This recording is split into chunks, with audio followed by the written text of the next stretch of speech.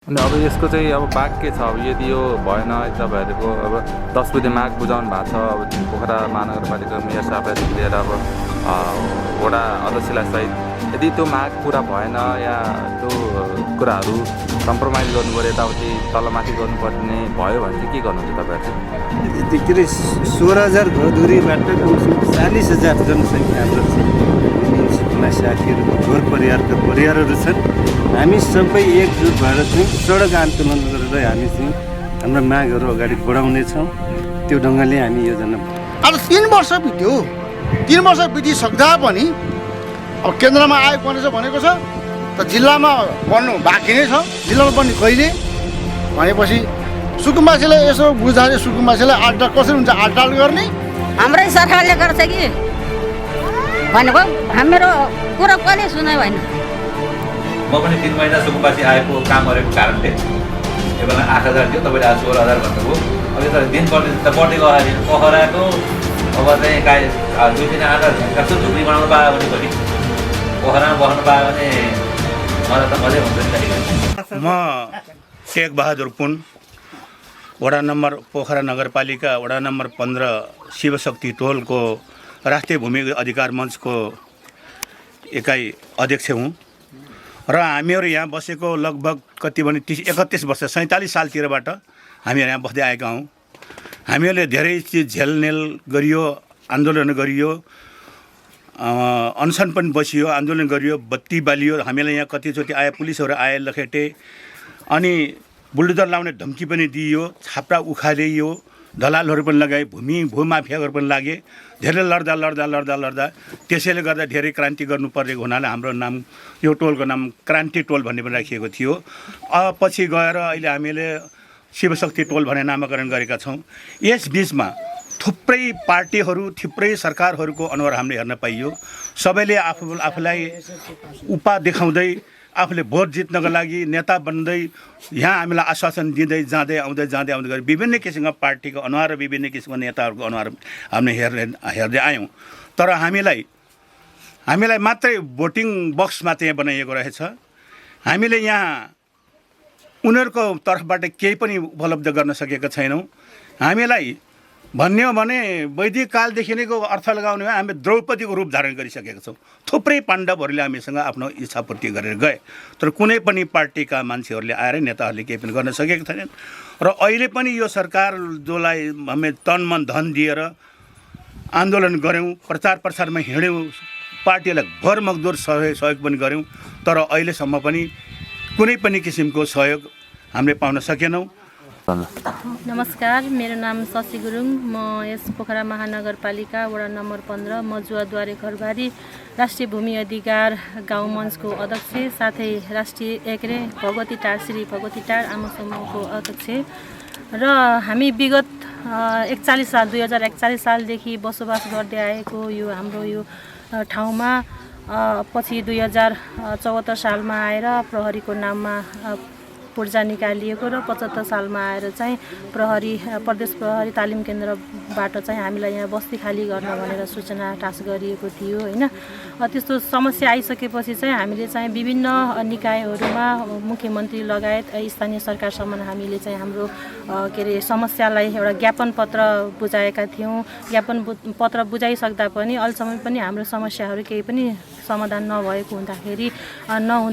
नभएको र अहिले चाहिँ फेरि चाहिँ अब प्रहरीहरूले तालिम केन्द्रको संरचनाहरू बनाउने क्रममा चाहिँ हामीलाई पटक अब यही ठाउँमै आएर बस्तीमै आएर पनि प्रहरीहरूले चाहिँ अब तपाईँहरू यो ठाउँबाट हट्नुपर्छ, तपाईँहरू आफ्नो व्यवस्था गर्नुहोस् भनेर उहाँले एउटा मानसिक टर्चर दिइराख्नु भएको हुँदाखेरि हाम्रो स्थानीय सरकार लगायत अहिले हाम्रो यो श्रमजीवी सर्वहारा श्रमजीवी वर्गको हाम्रो यो नेपाल कम्युनिस्ट पार्टी, अब हामी पार्टीको तर्फबाट पनि अथवा पार्टीलाई पनि चाहिँ के भन्न चाहन्छु भने अब एउटा सर्वहारा वर्गको लागि भनेर पार्टी पार्टी भनेर भनिएको हुँदाखेरि अब हामी एउटा भूमिहीन अव्यवस्थित बसोबासीहरूको लागि कुनै पनि त्यस्तो अब पार्टीको तर्फबाट पनि नभएको र स्थानीय सरकारको तर्फबाट पनि नभएको हुँदा म के भन्न चाहन्छु, हाम्रो बस्तीलाई कसरी हुन्छ, हाम्रो बस्तीलाई यस ठाउँमा हामी बसोबासको आधारमा भोगाधिकारको आधारमा हामी कुनै ठाउँमा पनि जान्नु, हामी मर्न पर्ने पनि हामी मर्नलाई तयार छौँ, तर हामीलाई यो बसोबासको आधार र अथवा भोगाधिकारको आधारमा हामीलाई यस बस्तीमा नै व्यवस्थापन गर्नुपर्छ भन्ने मेरो माग राख्न चाहन्छु। नमस्कार, म गलेश्वर टोल विकास संस्थाको अध्यक्ष रमबहादुर गुरुङ। यहाँ हामी अब विगत 2041 सालदेखि बसोबास गर्दै आएको छौँ र यहाँ घर चाहिँ 68 घर जति छ। बसोबास गरेको हामी 40 घरधुरी जति छ नियमित बसेको, त्यही भन्न चाहन्छु। र स्थानीय सरकारले पनि हेरिरहेकै छ, पटक पटक आएर हेरिरहेकै छ। यहाँ हाम्रो वडा अध्यक्षज्यूले पनि यहाँ आएर भव्य तव्य पर्दाखेरि एक घर तल पहिरोमा परेको घरलाई माथि ल्याएर राखिरहेको छ, उहाँ आएर बसिसक्छ। त्यही कारणबाट अहिले फेरि यही घर किन बनायो भनेर हामीलाई अहिले प्रहरीले दबाब दिँदाखेरि मलाई अलिकति दुःख लागेको हो। किन भव्य तव्य परेको ठाउँको मान्छेलाई ल्याएर उद्धार गर्दाखेरि उनीहरूले फेरि हामीलाई धम्काउने कारण के हो भने यो सरकारसँग म अलिकति गर्न चाहन्छु। त्यही हो, अरू कुरो केही छैन। अनि अब यसको चाहिँ अब बाग के छ? अब यदि यो भएन, यदि तपाईँहरूको अब 10 बुधे माग बुझाउनु भएको छ, अब पोखरा महानगरपालिकाको मेयर साहबलाईदेखि लिएर अब वडा अध्यक्षलाई सहित, यदि त्यो माग पुरा भएन या त्यो कुराहरू कम्प्रोमाइज गर्नु पऱ्यो, यताउति तलमाथि गर्नुपर्ने भयो भने चाहिँ के गर्नुहुन्छ तपाईँहरू चाहिँ? हामी चाहिँ अब मेरो बा आमाको दिया नै यो ठाउँमा भयो भने मेरो बालबच्चाहरूको अब भविष्य अब सुधार्नको लागि त म त यही ठाउँमा बसेर उ गरिरहेको छु अहिलेसम्म। अब नरम भने त के गर्ने त? अब हामीलाई यहीबाट उठाउँछ भने त हामी त सरकारसँग त लड्नेमा तयार छैन त, हामी त सडक आन्दोलन गर्न तयार छौँ। आमचेल गुहार गरौँ हो, भोबेदेरी टारको आमासम्म। अनि हामी यहाँ बसेर अहिले 40 साल पुग्यो, 40 सालदेखि आएर बसेको अब हामी। अब हामीलाई म एमएलए हो, मैले भोट हालेपछि भोट हालेन, बल्ल अहिले हाल्यो भने हाम्रै सरकारले गर्छ कि भनेको हाम्रो कुरा कहिले सुनायो भएन। मेरो नाम मुक्तिलाल गुरुङ, पोखरा महानगरपालिका वडा नम्बर 15 निवासी। मेरो बाल्य जन्मस्थल यहीँ हो, पुरानै बासिन्दा हो। र विशेष गरी यो चाहिँ म पटनी टोल विकास संस्थाको अध्यक्ष, राष्ट्रिय भूमिहीन मञ्च वडा मञ्चको संयोजक, भूमिहीन सुकुम्बासी सङ्घ जिल्ला कमिटीको सचिव। मेरो तर्फबाट सम्पूर्ण साथीहरू नमस्कार युनिटलाई। र विशेष गरी आजको विषयवस्तु सन्दर्भमा म जाँदैछु र यो भिडियो जुन साथीहरूले हेर्नुहुन्छ उहाँले अन्त पनि सेयर गर्न सक्नुहुन्छ फ्रेन्च टिभी मार्फत।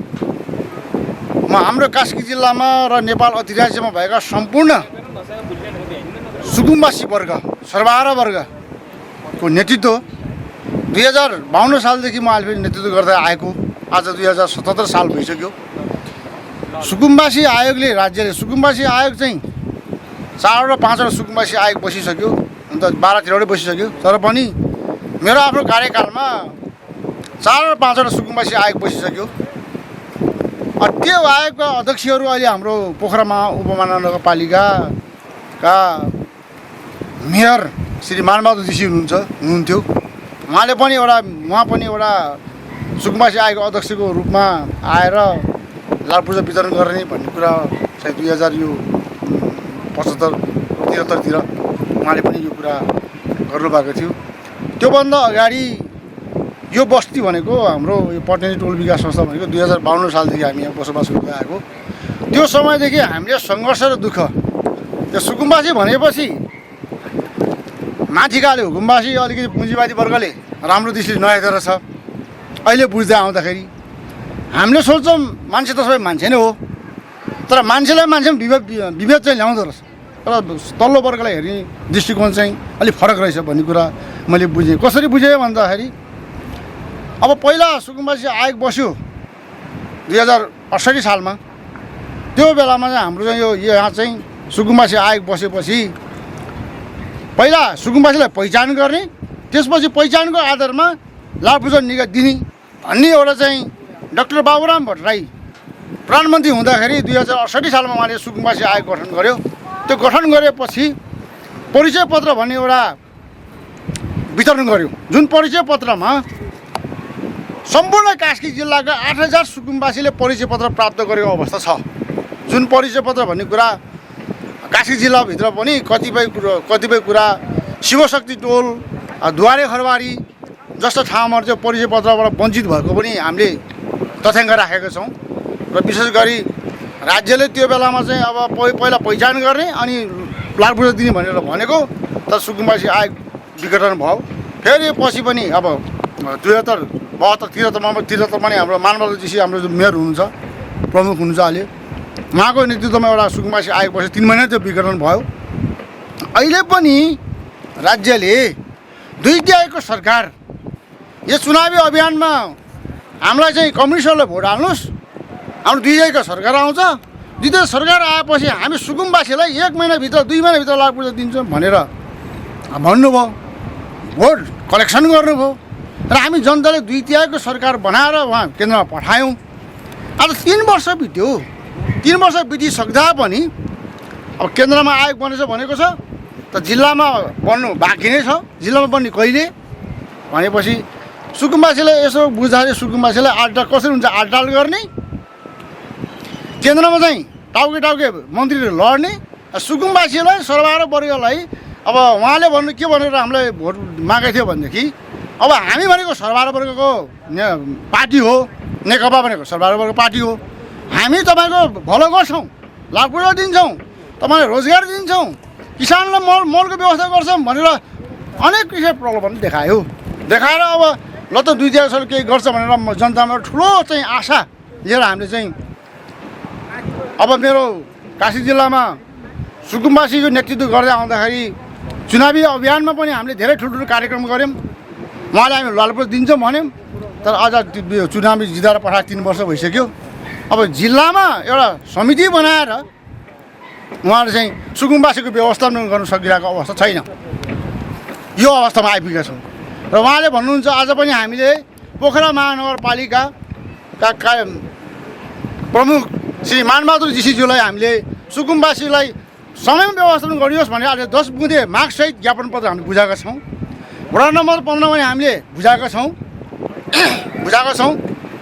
र अब हामी राष्ट्रिय भूमिदायको मञ्चको तर्फबाट अब हामीलाई छिटो लाभपूर्वक दिनुहोस्। तपाईँले घोषणापत्रमा जाहेर गर्नुभएको सुकुम्बासीको माग, मजदुरको हक हित, किसानको हक हित, सर्वहारा वर्गको हामीले उत्थान गर्छौँ भनेर जुन के अरे ज्ञापन पत्रमा तपाईँ उहाँ चाहिँ घोषणापत्रमा गरे, चुनावी घोषणापत्रमा गरे, त्यो कुरा पुरा गर्नको निम्ति हामी उहाँलाई ज्ञापन पत्र बुझाउनलाई र अब हामी चाहिँ नि यो सङ्घीय मन्त्रालय, यो हाम्रो चाहिँ भूमिसुधार मन्त्री, मुख्यमन्त्रीलाई म के अनुरोध गर्न चाहन्छु भने र हाम्रो स्थानीय तहको हाम्रो जति पनि वडा अध्यक्षज्यूहरू हुनुहुन्छ, मेयरहरू हुनुहुन्छ, मुख्यमन्त्री हुनुहुन्छ, हाम्रो सम्पूर्ण नेकपाको कार्यकर्ता, हाम्रो सांसदजीहरू हुनुहुन्छ, हाम्रो किसन थापाजी हुनुहुन्छ, उहाँले हामीलाई राम्रो दृष्टिले हेर्नुभएको छ, हामी सुकुम्बासी व्यवस्था गर्छु भन्नुभएको छ। तर 3 वर्ष बितिसक्यो। अहिले सरकार चाहिँ यो सत्ताको लागि, कुर्सीको लागि तन्त्र त्यही नेकपाको सर कुर्सीमा हानाहान गरिरहेछ। कहीँ यस्तो हानाहानको बेलामा साँडेको जुदाई बाछा मिचाइ भएर भोलि चाहिँ सुकुम्बासीले लाभपूर्वकबाट वञ्चित पनि हो के छ, भोलि ओली सरकार ढल्न सक्छ, अबको के प्रचण्ड सरकार, कम्युनिस्ट सरकार ढल्न सक्छ। हाम्रो गरिबको सपना रहने अवस्था देखेको छ। अनि स्थानीय तहमा हामीले भन्नुपर्दाखेरि वडा नम्बर 15 को हकमा अब हामीले दुवारे खरबारी जस्तो मुद्दा छ। विगत 2047 सालदेखि बस्दै आउनु भएको, अहिले त्यो बस्ती उठाउने भन्छ। म एउटा वडा संयोजकको नाताले बोल्दैछु, म कसैलाई घोषबेच गर्दिनँ। जस्तो पनि बसपाको नाममा अनेक प्रकार मुद्दाहरू छन्। हाम्रो भनाइ के हो भने सही सुकुम्बासी पहिचान गरेर समयमा नै जिल्ला समिति बनाएर आयोग बनाएर लाभपूर्वक वितरण गरोस् भन्ने हाम्रो माग हो। हामी कसैको जग्गा लोभ गर्न गएको छैनौँ, माग्न नि गएको छैनौँ। हामी यथावत बसेको ठाउँमा हामीलाई अब तपाईँहरू के अरे तपाईँहरू यहीँ हुनुहुन्छ, तपाईँहरूलाई थाहा छ कति भन्नुहुन्छ कति भन्नुहुन्छ थाहा छैन मलाई। मान्छे चाहिँ सुकुम्बासी हो 3 ठाउँ लिएको छ अनि त्यो भाडा घर भाडा के अरे भाडा लगाएर खाएको छ भन्नु न, होइन त्यो त सुकुम्बासी त होइन होला होइन। र त अन्यथा नठान्नु होला, अब जस्तै बस पार्ककै कुरा 40 वर्ष भयो 45 वर्ष भयो भन्छन् के बसेका, तपाईँलाई अझै थाहा होला होइन 45 वर्षसम्म सन्तान त भयो होला नि सबैका सन्तान हुने बित्तिकै कमाउँछन् भन्ने कुरो पनि हुँदैन होइन 10-60%ले त सन्तानले कमाएको त होला नि होइन त्यो कमाएको कहाँ हो त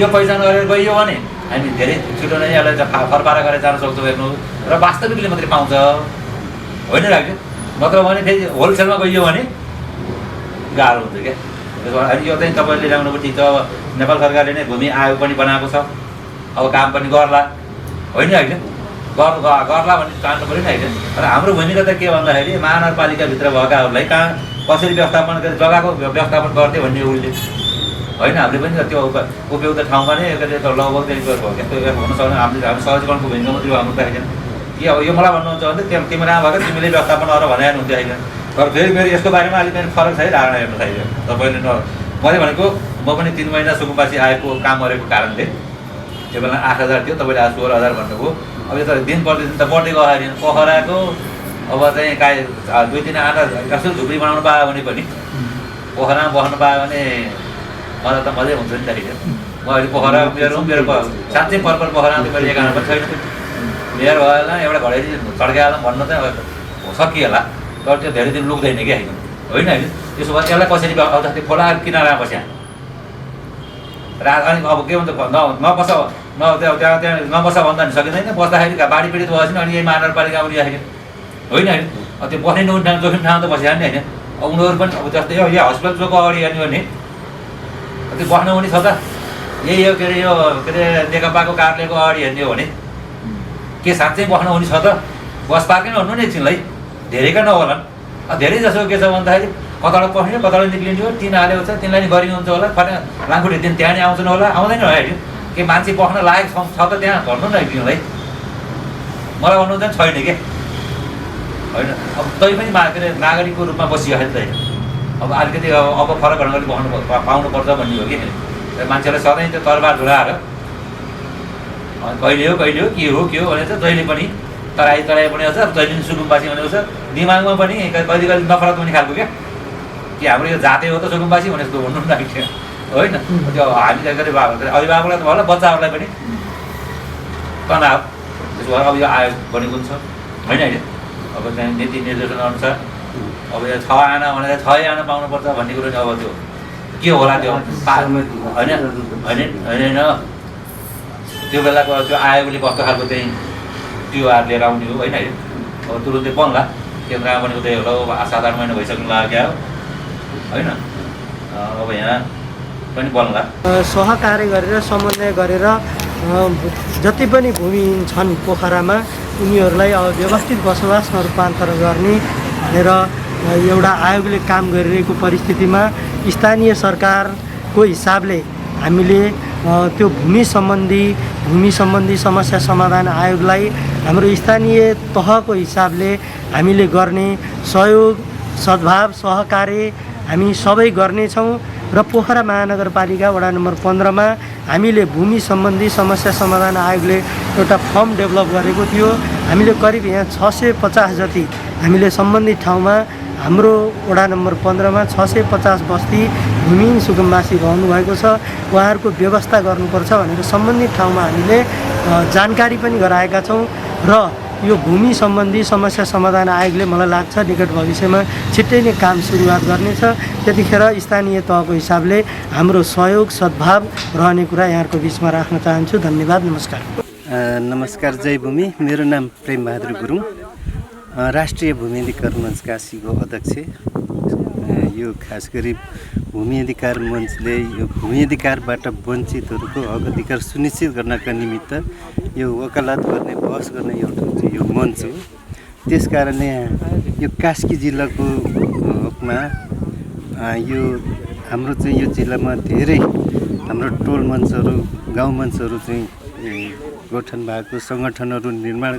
भएको अवस्था छ यसरी हाम्रो सङ्गठनहरू निर्माण गर्ने क्रममा विगत लामो समयदेखि यो पोखरा महानगरपालिका वडा नम्बर 15मा यो द्वारे खरबारी मजुवा भन्ने ठाउँमा हाम्रो भूमि अधिकार मञ्चको चाहिँ यहाँ टोल मञ्च पनि रहेको छ अब हाम्रो त्यहाँ साथीहरू 40 घरधुरीहरू सुकुम्बासी भूमिहीन साथीहरू विगत 2041 सालदेखि त्यहाँ बसोबास गर्दै आइरहेको अवस्थामा अहिले 2075 सालमा चाहिँ आएर यो गण्डकी प्रदेश प्रहरी तालिम केन्द्रको नाममा चाहिँ त्यहाँका पूर्जा 591 किता नम्बरबाट मूल किता 591 त्यो चाहिँ किताको 768 रोपनी जग्गा गण्डकी प्रदेश प्रहरी तालिम केन्द्रको नाममा चाहिँ पूर्जा झिकिएको अवस्था चाहिँ हामीले जानकारी पायौँ र अहिले चाहिँ आएर प्रहरीहरूले चाहिँ त्यहाँका हाम्रो साथीहरूले हाम्रो नाममा चाहिँ यो पूर्जा निस्किसकेका छ। अब तपाईँहरू चाहिँ यहाँ उठेर जानुहोस् भनेर बारम्बार हामीले मानसिक टेन्सन गरिरहेको अवस्थामा हामीले चाहिँ आज एउटा चाहिँ महानगरपालिका मेयर साहबलाई चाहिँ हाम्रो राष्ट्रिय भूमिधिकार मञ्च कास्कीको तर्फबाट 10 बुद्धि मागपत्र पनि हामीले पेश गरेका छौँ। यहाँका 15 का वडा अध्यक्षज्यूलाई पनि हामीले पेश गरेर हामीले मागपत्र पेश गरेका छौँ र हाम्रो भनाइ के भनेदेखि खास गरी यो द्वारे खरबारी मजुका साथीहरूलाई भोगाधिकारको आधारमा ती साथीहरूले त्यही व्यवस्थापन गर्नुपर्छ पहिला। अनि विकास योजनाका विरोधी हामी होइनौँ, हामी एकदमै विकास योजनालाई चाहिँ हामी स्वागत गर्छौँ, उहाँहरूले सहयोग पनि गर्छौँ। तर हाम्रो चाहिँ साथीहरूले भोगाधिकारको आधारमा त्यही व्यवस्थापन गरेर पूर्जासहितको व्यवस्थापन गरेर प्रहरी तालिम केन्द्र बनाओस् भन्ने हाम्रो माग हो। र सँगसँगै यदि त्यहाँ कुनै पनि हालतमा व्यवस्थापन हुन सक्दैन भने एकदमै उपयुक्त ठाउँमा बाढी पहिरो नजाने ठाउँमा पूर्जासहित यही वडाभित्र चाहिँ स्थापना गरेर पूर्जासहित व्यवस्थापन गर्छ भने हामी त्यसमा पनि हामी चाहिँ सहमति हुन चाहिँ तयार छौँ। त्यस कारणले अब यसरी चाहिँ मञ्चको एउटा चाहिँ नेतृत्व गरेको हुँदाखेरि कास्की जिल्लामा धेरै सङ्गठनहरू हाम्रो भएको हुँदाखेरि अहिले बस पार्क निर्माण गर्ने कुराहरू पनि अगाडि राज्यले बढाइरहेको अवस्थामा त्यहाँको कृष्ण टोल, सियो टोल, गणतान्त्रिक टोल तीनवटा टोललाई लक्षित गरेर त्यहाँको व्यवस्थापनको कुराहरू कसरी बस पार्क बनाउने भन्ने कुराहरू पनि आइरहेको अवस्था छ। त्यसमा हाम्रो मञ्चले चाहिँ स्पष्ट हामी के अरे कुरा राखिसकेका छौँ कि त्यहाँ साथीहरू 2036 सालदेखि 40 सालदेखि 50 सालदेखि यत्रो लामो समयदेखि बसेर आइरहेको अवस्था छ। तर बारम्बार भन्छन् कि नेताहरूले हामीले चाहिँ सहयोग गर्नुहोस्, हामी तपाईँहरूले चाहिँ व्यवस्था गर्छौँ पूर्जासहितको भनेर चाहिँ बारम्बार भनेको अवस्था हो। तर अहिले यत्रो लामो समयसम्म पनि हाम्रो चाहिँ पूर्जासहितको व्यवस्थापन बस पार्कमा मात्रै होइन कास्की जिल्लामा अन्य कहीँ कुनै ठाउँमा पनि गरिएको अवस्था चाहिँ छैन। के अरे 16,000 घरधुरीबाट कमसेकम 40,000 जनसङ्ख्या हाम्रो चाहिँ भूमिहीन सुकुम्बा साथीहरूको घर परिवारका परिवारहरू छन्। हामी सबै एकजुट भएर चाहिँ सडक आन्दोलन गरेर हामी चाहिँ हाम्रो मागहरू अगाडि बढाउनेछौँ। त्यो ढङ्गले हामी योजना बनाउनेछौँ भन्ने चाहिँ हामी अगाडि बढिरहेका छौँ।